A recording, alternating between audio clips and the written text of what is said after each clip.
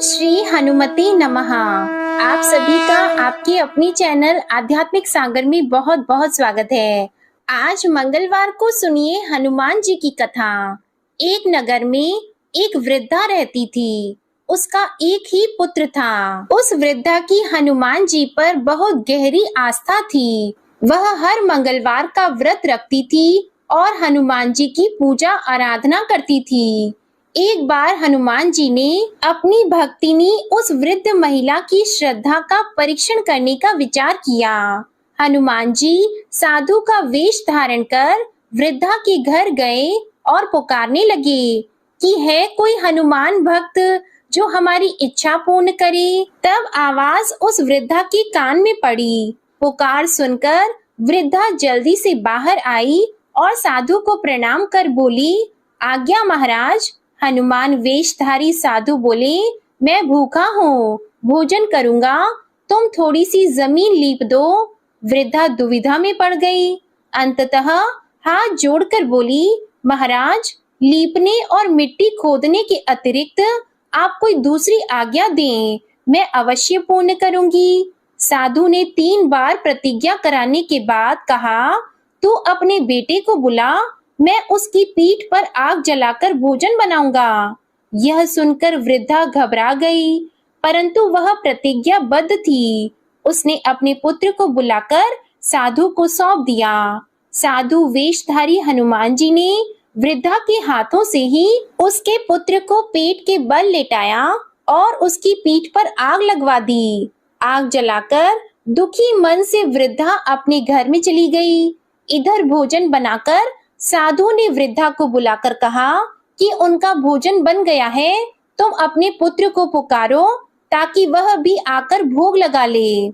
इस पर वृद्धा बोली, उसका नाम लेकर मुझे और कष्ट न दें। लेकिन जब साधु महाराज नहीं माने तो वृद्धा ने अपने पुत्र को आवाज लगाई। वह अपनी माँ के पास आ गया और अपने पुत्र को जीवित देखकर वृद्धा को बहुत आश्चर्य हुआ।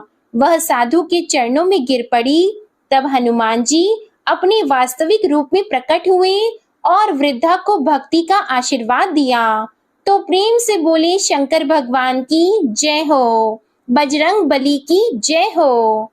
आइए सुनते हैं मंगलवार व्रत की पौराणिक कथा। एक बार नैमिषारण्य तीर्थ में 80,000 मुनि एकत्र होकर पुराणों के ज्ञाता श्री सूत जी से पूछने लगे, हे महामुने, आपने हमें अनेक पुराणों की कथा सुनाई है।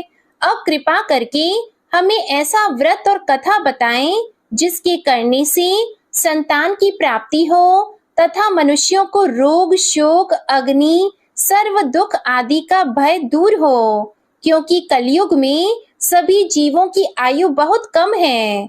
फिर इस पर उन्हें रोग चिंता के कष्ट लगे रहेंगे तो फिर वह श्री हरि चरणों में अपना ध्यान कैसे लगा सकेंगे। श्री सूत जी बोले, हे मुनियों, आपने लोक कल्याण के लिए बहुत ही उत्तम बात पूछी है। एक बार युधिष्ठिर ने भगवान श्री कृष्ण से लोक कल्याण के लिए यही प्रश्न किया था। भगवान श्री कृष्ण और युधिष्ठिर का संवाद तुम्हारे सामने कहता हूँ, ध्यान पूर्वक सुनो। एक समय पांडवों की सभा में श्री कृष्ण जी बैठे हुए थे। तब युधिष्ठिर ने भगवान श्री कृष्ण से प्रश्न किया, हे प्रभु, नंद नंद, गोविंद, आपने मेरे लिए अनेकों कथाएं सुनाई हैं। आज आप कृपा करके ऐसा व्रत या कथा सुनाएं जिसके करने से मनुष्य को रोग चिंता का भय समाप्त हो और उसको पुत्र की प्राप्ति हो। हे प्रभु, बिना पुत्र जीवन व्यर्थ है। पुत्र के बिना मनुष्य नरकगामी होता है। पुत्र के बिना मनुष्य पितृ ऋण से छुटकारा नहीं पा सकता और न ही उसका पुन्नग नामक नरक से उद्धार हो सकता है। अतः पुत्रदायक व्रत बताएं। श्री कृष्ण भगवान बोले, हे राजन, मैं एक प्राचीन इतिहास सुनाता हूँ, आप उसे ध्यान पूर्वक सुनो। कुंडलपुर नामक एक नगर था। उसमें नंदा नामक एक ब्राह्मण रहता था। भगवान की कृपा से उसके पास सब कुछ था, फिर भी वह दुखी था। इसका कारण यह था कि ब्राह्मण की स्त्री सुनंदा की कोई संतान नहीं थी। सुनंदा पतिव्रता थी, भक्ति पूर्वक श्री हनुमान जी की आराधना करती थी। मंगलवार के दिन व्रत करके अंत में भोजन बनाकर हनुमान जी की आराधना करती थी। मंगलवार के दिन व्रत करके अंत में भोजन बनाकर हनुमान जी को भोग लगाने के बाद स्वयं भोजन करती थी। एक बार मंगलवार के दिन ब्राह्मणी गृह कार्य की अधिकता के कारण हनुमान जी को भोग नहीं लगा सकी, तो इस पर उसे बहुत ही दुख हुआ। उसने कुछ भी नहीं खाया और अपने मन में प्रण किया कि अब तो अगले मंगलवार को ही हनुमान जी को भोग लगाकर अन्न और जल ग्रहण करूंगी। ब्राह्मणी सुनंदा प्रतिदिन भोजन बनाती, श्रद्धा पूर्वक पति को खिलाती, परंतु स्वयं भोजन नहीं करती और मन ही मन श्री हनुमान जी की आराधना करती थी। इसी प्रकार 6 दिन गुजर गए और ब्राह्मणी सुनंदा अपने निश्चय के अनुसार भूखी प्यासी निराहार रही। अगले मंगलवार को ब्राह्मणी सुनंदा प्रातः काल ही बेहोश होकर गिर पड़ी।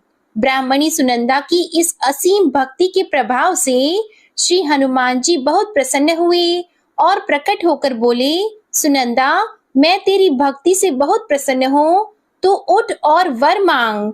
सुनंदा अपने आराध्य देव श्री हनुमान जी को देखकर आनंद की अधिकता से विह्वल होकर श्री हनुमान जी के चरणों में गिरकर बोली, हे प्रभु, मेरी कोई संतान नहीं है, कृपा करके पुत्र और कन्या प्रदान करें, आपकी अति कृपा होगी। श्री महावीर जी बोले, तेरी इच्छा पूर्ण होगी, तेरे एक कन्या पैदा होगी, उसके अष्टांग प्रतिदिन सोना दिया करेंगे। इस प्रकार कहकर श्री महावीर जी अंतर्ध्यान हो गए। ब्राह्मणी सुनंदा बहुत हर्षित हुई और समाचार अपने पति से कहा। ब्राह्मण देव कन्या का वरदान सुनकर कुछ दुखी हुए, परंतु सोना मिलने की बात सुनी तो बहुत प्रसन्न हुए। उन्होंने विचार किया कि ऐसी कन्या के साथ मेरी निर्धनता भी समाप्त हो जाएगी। श्री हनुमान जी की कृपा से वह ब्राह्मणी गर्भवती हुई और 10वें महीने में उसे बहुत ही सुंदर पुत्री प्राप्त हुई। यह बच्ची अपने पिता के घर में ठीक उसी तरह से बढ़ने लगी जिस प्रकार शुक्ल पक्ष का चंद्रमा बढ़ता है। 10वें दिन ब्राह्मण ने उस बालिका का नामकरण संस्कार कराया। उसके कुल पुरोहित ने उस बालिका का नाम रत्नावली रखा, क्योंकि यह कन्या सोना प्रदान किया करती थी। इस कन्या ने पूर्व जन्म में बड़े ही विधान से मंगल देव का व्रत किया था। रत्नावली का अष्टांग बहुत सा सोना देता था। उस सोने से नंदा ब्राह्मण बहुत ही धनवान हो गया। अब ब्राह्मणी सुनंदा भी बहुत अभिमान करने लगी थी। समय बीतता रहा। अब रत्नावली 10 वर्ष की हो चुकी थी।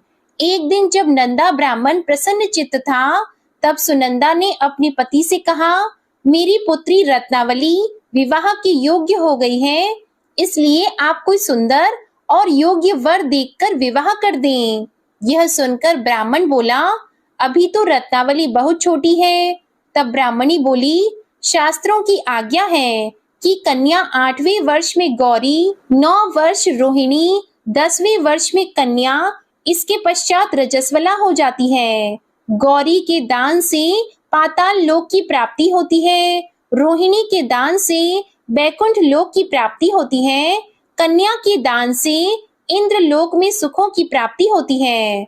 अगर हे पतिदेव रजस्वला का दान किया जाता है तो घोर नरक की प्राप्ति होती है।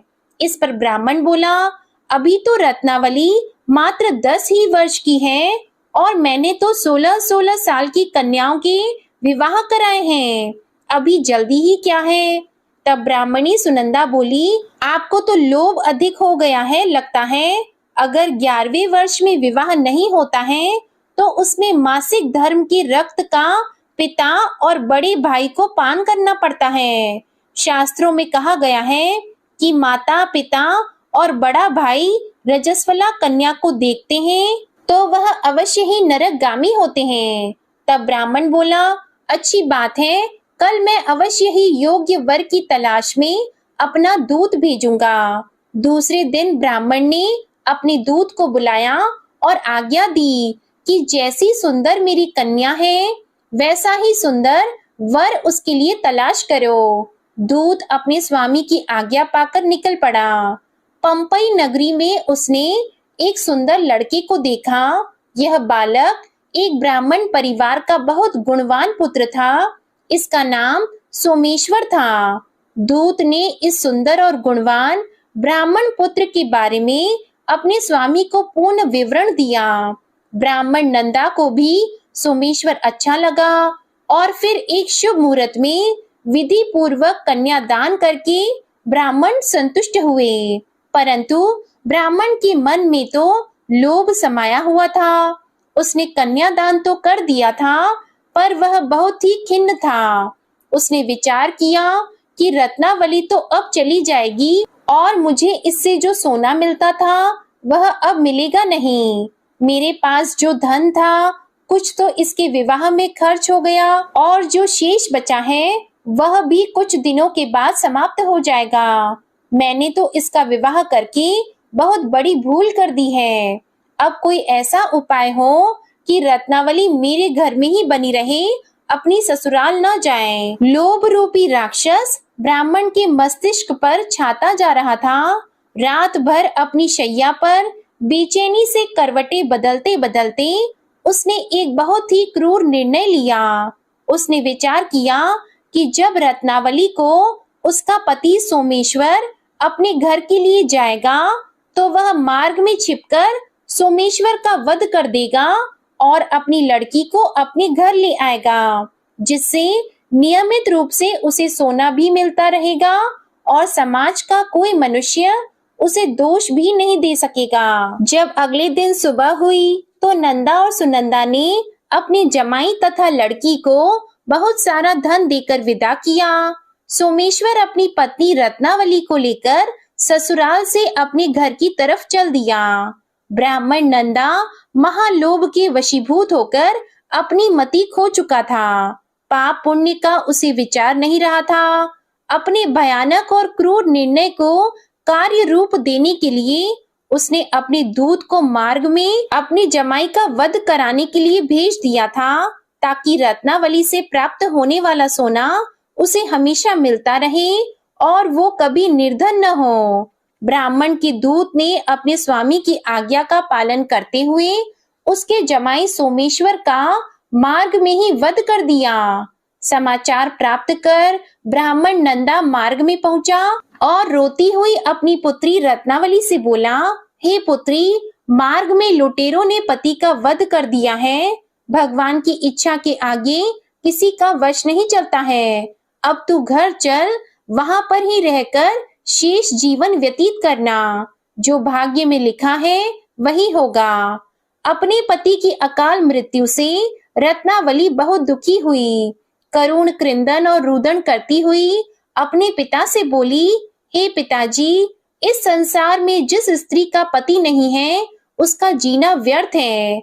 मैं अपने पति के साथ ही अपने शरीर को जला दूंगी और सती होकर अपने इस जन्म को, माता पिता के नाम को तथा सास ससुर के यश को सार्थक करूंगी। ब्राह्मण नंदा अपनी पुत्री रत्नावली के वचनों को सुनकर बहुत दुखी हुआ। विचार करने लगा कि मैंने व्यर्थ ही जमाई वध का पाप अपने सिर लिया है। रत्नावली तो उसके पीछे अपने प्राण तक देने को तैयार है। मेरा तो दोनों तरफ से मरण हो गया। धन तो अब मिलेगा नहीं। जमाई वध के पाप के फलस्वरूप यम यातना भुगतनी पड़ेगी। यह सोचकर वह बहुत ही दुखी हुआ। सोमेश्वर की चिता बनाई गई। रत्नावली सती होने की इच्छा से अपने पति का सिर अपनी गोद में रखकर चिता में बैठ गई। जैसे ही सोमेश्वर की चिता को अग्नि लगाई गई, वैसे ही प्रसन्न होकर मंगल देव वहां प्रकट हुए और बोले, हे रत्नावली, मैं तेरी पति भक्ति से बहुत प्रसन्न हूँ, तू वर मांग। तब रत्नावली ने अपने पति का जीवन दान मांगा।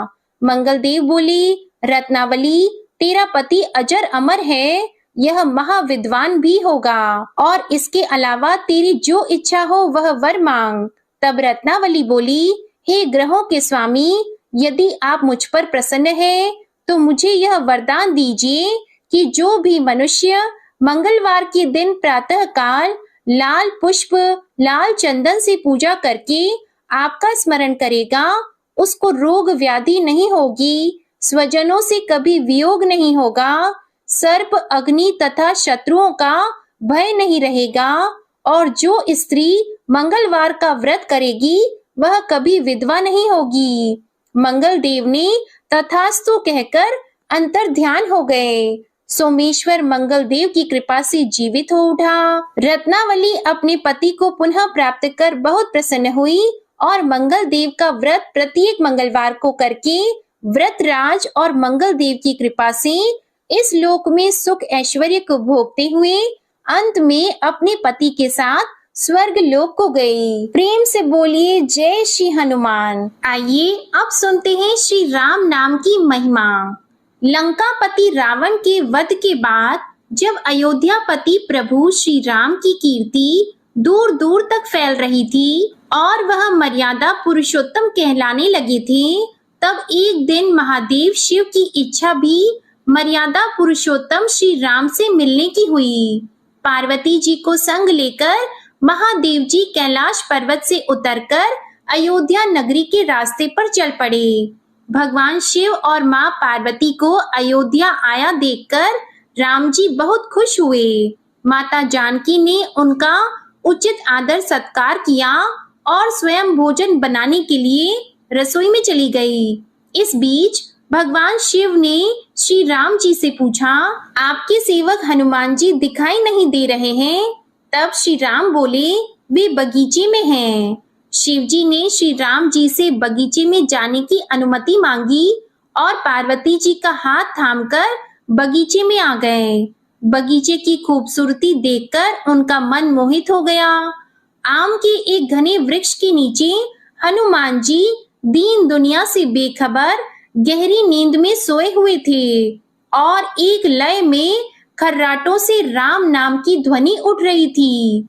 चकित होकर शिवजी और माता पार्वती एक दूसरे की ओर देखने लगे। माता पार्वती मुस्कुरा उठी और वृक्ष की डालियों की ओर इशारा किया।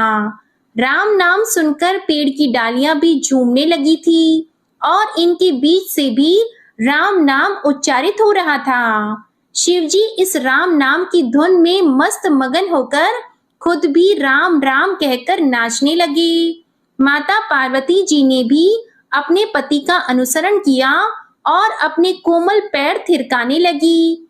शिवजी और माता पार्वती जी के नृत्य से ऐसी झनकार उठी कि स्वर्ग लोक के देवता गण भी आकर्षित होकर बगीचे में आ गए और राम नाम की धुन में सभी मस्त हो गए। माता जानकी भोजन तैयार करके प्रतीक्षा कर रही थी, परंतु संध्या घिरने पर भी अतिथि नहीं पधारे। तब अपने देवर लक्ष्मण जी को बगीचे में भेजा। लक्ष्मण जी तो स्वयं को श्री राम का सेवक ही मानते थे, इसलिए बगीचे में आकर जब उन्होंने धरती पर स्वर्ग का नजारा देखा तो स्वयं भी राम नाम की धुन में झूम उठे। महल में माता जानकी जी परेशान हो रही थी कि अभी तक भोजन ग्रहण करने कोई भी क्यों नहीं आया। उन्होंने श्री राम जी से कहा, भोजन ठंडा हो रहा है, चलिए हम ही जाकर बगीचे में से सभी को ले आएं। तब जब राम जी बगीचे में गए तो वहां राम नाम की धूम मची हुई थी। हनुमान जी गहरी नींद में सोए हुए थे और उनके खर्राटों से अभी तक राम नाम ही निकल रहा था। श्री राम भाव विह्वल हो उठे। राम जी ने हनुमान जी को नींद से जगाया और प्रेम से उनकी तरफ निहारने लगे।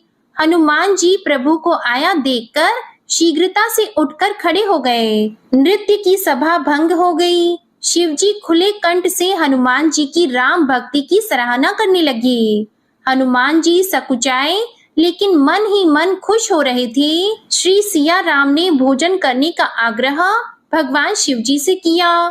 सभी लोग महल में भोजन करने के लिए चल पड़े। माता जानकी जी भोजन परोसने लगी। हनुमान जी को भी श्री राम जी ने पंक्ति में बैठने का आदेश दिया।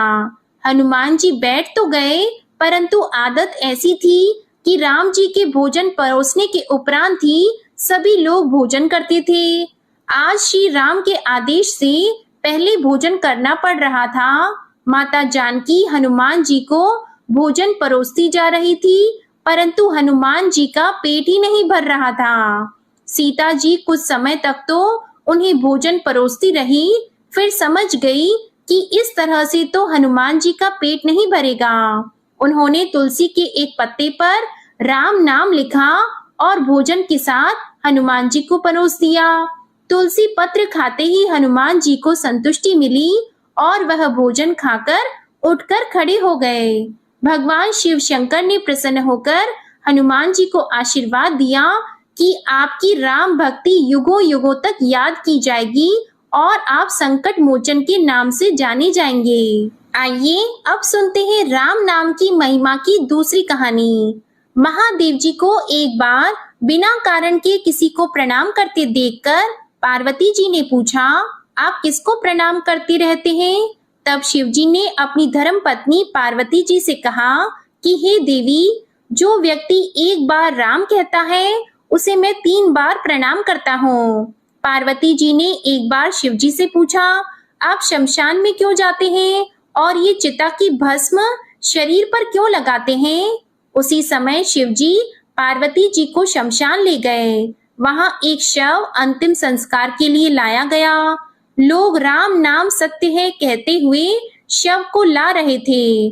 शिव जी ने कहा कि देखो पार्वती, इस शमशान की ओर जब लोग आते हैं तो राम नाम का स्मरण करते हुए आते हैं और इस शव के निमित्त से कई लोगों के मुख से मेरा अति प्रिय दिव्य राम नाम निकलता है। उसी को सुनने मैं शमशान में आता हूँ और इतने लोगों के मुख से राम नाम का जप करवाने में निमित्त बनने वाले इस शव का मैं सम्मान करता हूँ, प्रणाम करता हूँ और अग्नि में जलने के बाद उसकी भस्म को अपने शरीर पर लगा लेता हूँ।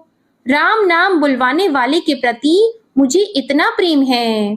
एक बार शिव जी कैलाश पर पहुंचे और पार्वती जी से भोजन मांगा। तब पार्वती जी विष्णु सहस्त्र नाम का पाठ कर रही थी। पार्वती जी ने कहा, अभी पाठ पूरा नहीं हुआ है, कृपया थोड़ी देर प्रतीक्षा कीजिए। तब शिव जी ने कहा कि इसमें तो समय और श्रम दोनों लगेंगे।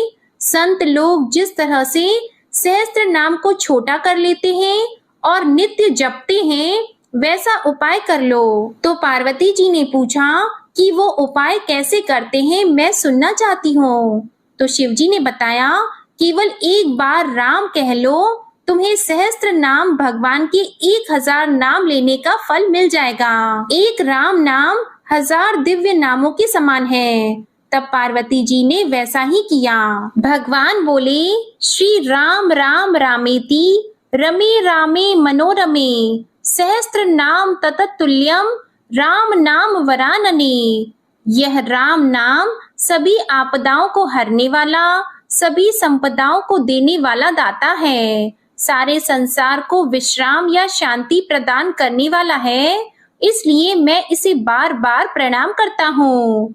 भवसागर की सभी समस्याओं और दुखों के बीजों को भूंज के रख देने वाला, समूल नष्ट कर देने वाला, सुख संपत्तियों को अर्जित करने वाला, यमदूतों को खदेड़ने वाला केवल राम नाम का जप है। इसलिए प्रयास पूर्वक स्वयं भी राम नाम जपते रहना चाहिए और दूसरों को भी प्रेरित करके राम नाम जपना चाहिए। इससे अपना और दूसरों का तुरंत कल्याण हो जाता है। यही सबसे सुलभ और अचूक उपाय है। इसलिए हमारे देश में प्रणाम राम राम कहकर किया जाता है। आइए अब सुनते हैं बिल्व वृक्ष की महिमा। एक बार नारद जी ने भोलेनाथ जी की स्तुति करके पूछा कि प्रभु, आपको प्रसन्न करने के लिए सबसे उत्तम और सुलभ साधन क्या है? हे त्रिलोकीनाथ, आप तो निर्विकार और निष्काम हैं, आप सहज ही प्रसन्न हो जाते हैं। फिर भी मेरे जानने की इच्छा है कि आपको क्या प्रिय है, तब शिव जी बोले, नारद जी, वैसे तो मुझे भक्त के भाव सबसे प्रिय हैं, फिर भी आपने पूछा है तो मैं बताता हूँ। मुझे जल के साथ साथ बिल्व पत्र बहुत प्रिय हैं। जो अखंड बिल्व पत्र मुझे श्रद्धा से अर्पित करते हैं, मैं उन्हें अपने लोक में स्थान देता हूँ। नारद जी भगवान शंकर और माता पार्वती की वंदना करके अपने लोक को चले गए। उनके जाने के पश्चात पार्वती जी ने शिव जी से पूछा कि हे प्रभु, मेरी ये जानने की बड़ी तीव्र इच्छा हो रही है कि आपको बेल पत्र इतने प्रिय क्यों हैं? कृपा करके मेरी जिज्ञासा को शांत कीजिए। तब शिव जी बोले, हे शिवे, बिल्व के पत्ते मेरी जटा के समान हैं। उसका त्रिपत्र यानी 3 पत्ते ऋग्वेद, यजुर्वेद और सामवेद हैं। शाखाएं समस्त शास्त्र का स्वरूप है। बिल्व वृक्ष को आप पृथ्वी का कल्प वृक्ष समझें, जो ब्रह्मा, विष्णु और शिव स्वरूप है।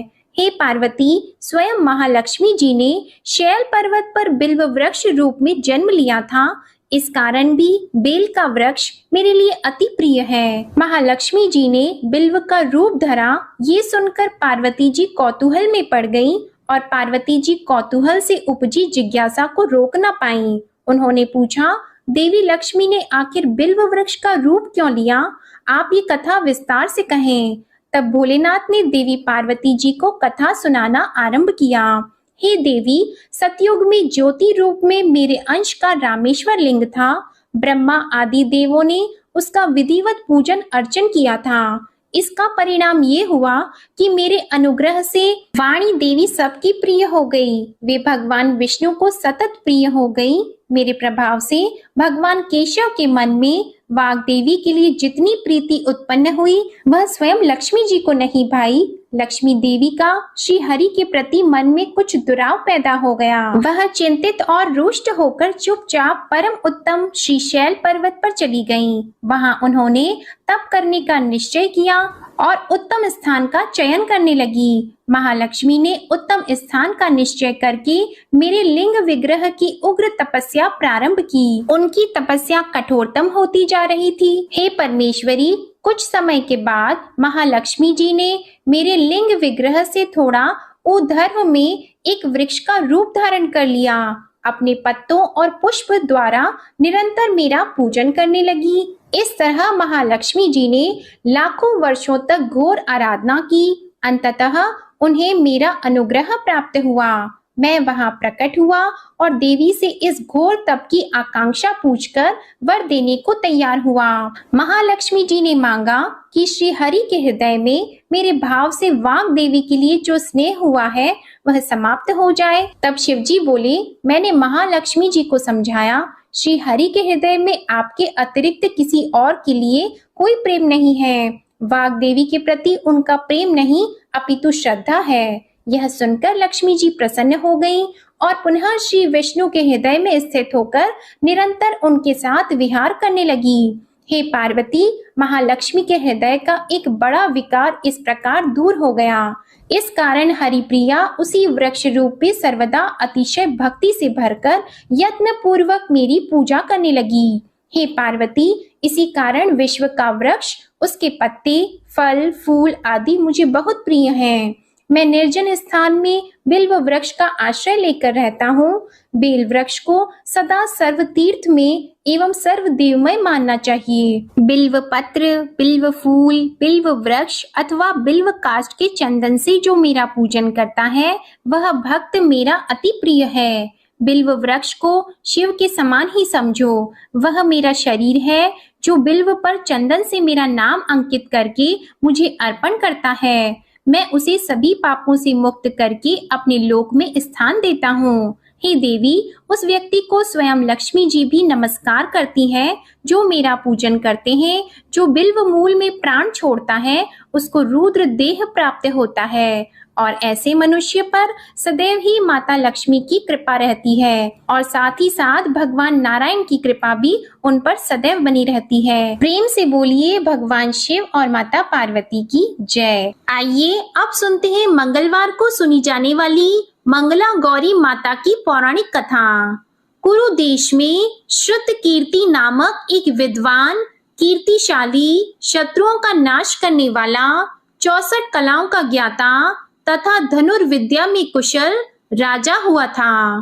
पुत्र के अलावा अन्य सभी शुभ चीजें उस राजा के पास थी, इसलिए वह राजा संतान के विषय में अत्यंत चिंतित हुआ और जब ध्यान पूर्वक देवी की आराधना करने लगा, तब उसकी कठोर तपस्या से देवी प्रसन्न हो गई और उससे यह वचन बोली कि हे सुव्रत, वर मांगो। तब श्रुतकीर्ति बोला, हे देवी, यदि आप मुझ पर प्रसन्न हो तो मुझे सुंदर पुत्र दीजिए। हे देवी, आपकी कृपा से अन्य किसी भी वस्तु का अभाव नहीं है। तब उसका यह वचन सुनकर पवित्र मुस्कान वाली देवी ने कहा, राजन, तुमने अत्यंत दुर्लभ वर मांगा है, फिर भी कृपावश मैं तुम्हें अवश्य दूंगी। किंतु हे राजन, सुनिए, यदि परम गुण पुत्र चाहते हो तो वह केवल 16 वर्ष तक जीवित रहेगा, और यदि रूप तथा विद्या से पुत्र चाहते हो तो दीर्घजीवी होगा।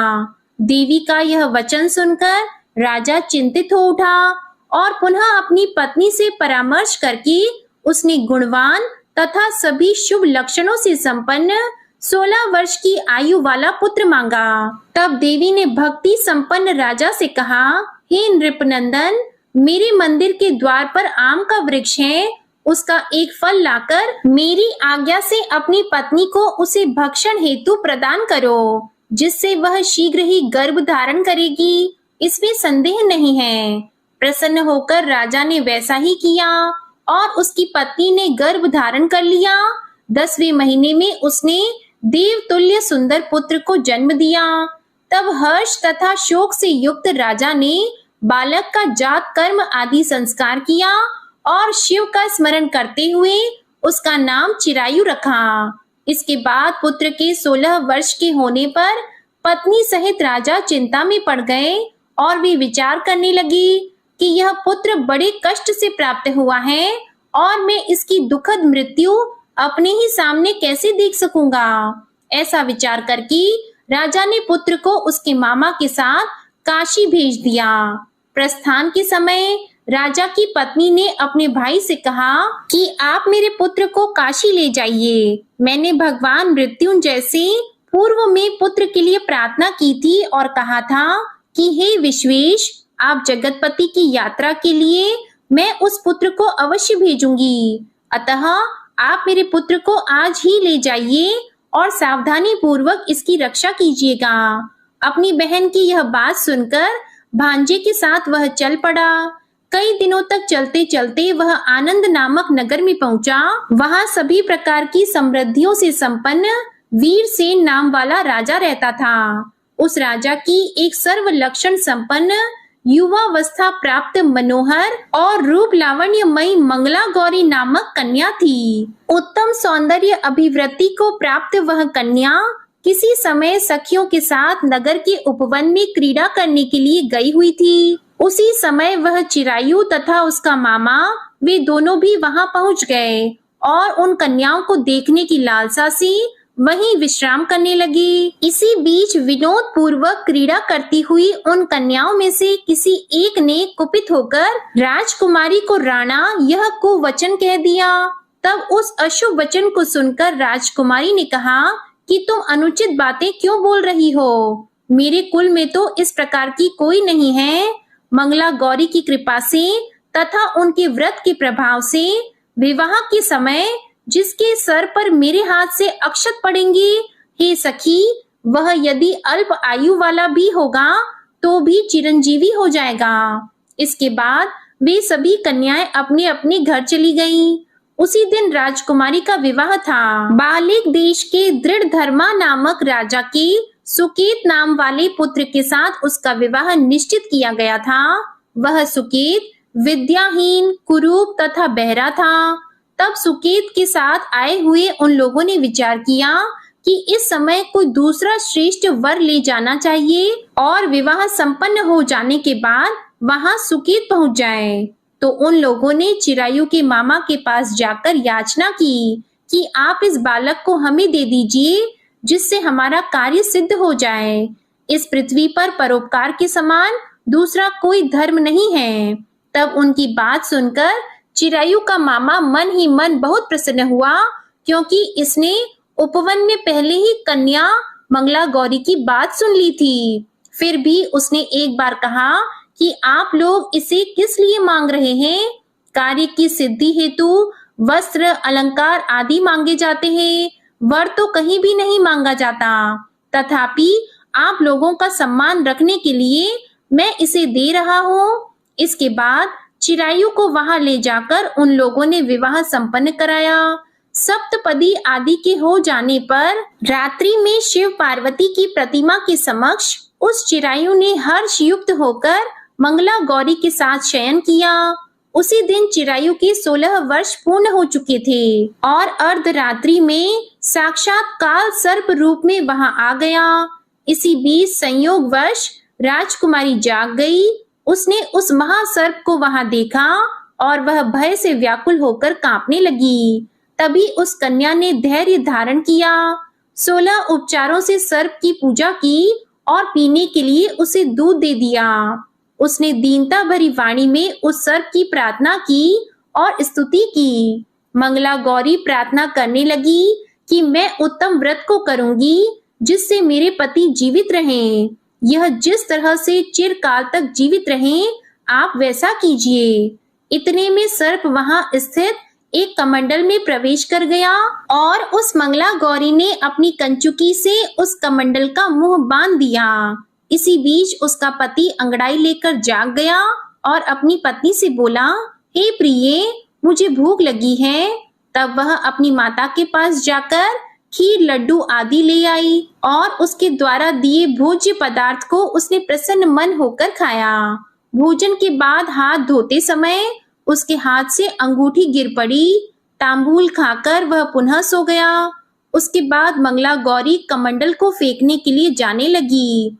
विधि की कैसी गति है कि उस कमंडल में से बाहर की ओर जगमग करती हुई हार कांति को देखकर वह आश्चर्यचकित हो गई। घट में स्थित उस हार को उसने अपने कंठ में धारण कर लिया। इसके बाद कुछ रात शेष रहते ही चिरायु का मामा आकर उसे ले गया। इसके बाद वर पक्ष के लोग सुकेत को वहां ले आए। उसे देखकर मंगला गौरी ने कहा कि यह मेरा पति नहीं है। तब उन सभी ने उससे कहा कि हे शुभे, तुम यह क्या बोल रही हो? यहाँ तुम्हारा कोई परिचायक हो तो उसे हम लोगों को बताओ। मंगला गौरी बोली, जिसने रात में 9 रत्नों से बनी अंगूठी दी है, उसकी अंगुली में इसे डालकर परिचायक निशानी देख ले। मेरे पति ने रात्रि में मुझे जो हार दिया था, उसके रत्नों का समुदाय कैसा है, उस बात को ये बताएं। ये तो कोई अन्य ही है। इसके अलावा रात में परस्पर भाषण तथा भोजन आदि जो कुछ किया गया था, उसे भी यह बता दें, तब यह निश्चय ही मेरे पति हैं। इस प्रकार उसका वचन सुनकर सभी ठीक है कहने लगे, किंतु जब एक भी बात ना मिली, तब सभी ने सुकेत को उसका पति होने से निषिद्ध कर दिया और वर पक्ष वाले जिस तरह से आए थे उसी तरह से चले गए। उसके बाद अपने वंश को बढ़ाने वाली महान यश से संपन्न तथा परम मनस्वी मंगला गौरी के पिता ने अन्न पान आदि का सत्र चलाया। उन्होंने वर पक्ष का वृतांत कानों कान सुन लिया कि स्वरूप से कुरूप होने के कारण लोगों के द्वारा किसी अन्य को वर के रूप में आदर पूर्वक लाया गया था। तब उन्होंने अपनी कन्या को पर्दे के भीतर बिठा दिया। उसके बाद 1 वर्ष बीतने पर यात्रा करके चिरायु अपने मामा के साथ यह देखने आया कि विवाह के बाद वहां क्या हुआ। तब भीतर से उसे देखकर वह मंगला गौरी अत्यंत प्रसन्न हुई और माता पिता से बोली कि मेरे पति आ गए हैं। तब राजा ने अपने स्वजनों को बुलाकर पूर्व में कहे गए सभी परिचायकों को निशानी को देकर मंद मुस्कान वाली अपनी कन्या चिरायु को सौंप दी। राजा ने शिष्ट जनों को साथ लेकर विवाह का उत्सव कराया। इसके बाद राजा वीरसेन ने वस्त्र, आभूषण आदि, सेना, घोड़े, रथ और अन्य भी बहुत सी सामग्रियां देकर उन्हें विदा किया। उसके बाद कुल को आनंदित करने वाला वह चिरायु पत्नी तथा मामा को साथ लेकर सेना के साथ अपने नगर पहुंचा। लोगों के मुख से उसे आया हुआ सुनकर उसके माता पिता को विश्वास नहीं हुआ। उन्होंने सोचा कि प्रारब्ध अन्यथा कैसे हो सकता है। इतने में वह अपने माता पिता के पास आ गया और स्नेह से परिपूर्ण वह चिरायु भक्ति पूर्वक उनके चरणों में गिर पड़ा। तब अपने पुत्र का मस्तक सूंघकर उन दोनों ने परम आनंद प्राप्त किया। पुत्र वधू मंगला गौरी ने भी सास ससुर को प्रणाम किया। तब सास उसे अपनी गोद में बिठाकर सारा वृतांत शीघ्रता पूर्वक पूछने लगी। हे महामुनि, तब पुत्र वधू ने भी मंगला गौरी के उत्तम व्रत महात्म्य तथा जो कुछ घटित हुआ था वह सब वृतांत बताया। जो कोई भी इसका श्रवण करता है या जो इसे कहता है उसके सभी मनोरथ पूर्ण हो जाते हैं, इसमें संदेह नहीं है। प्रेम से बोलिए मंगला गौरी माता की जय हो। आपको ये मंगलवार व्रत कथा अच्छी लगी हो तो वीडियो को लाइक करिएगा, शेयर करिएगा और चैनल को भी सब्सक्राइब करिएगा। इसी के साथ आप हमारे चैनल पर माघ मास महात्म्य की कथाओं को भी जरूर सुनिएगा। जय श्री राम, जय हनुमान।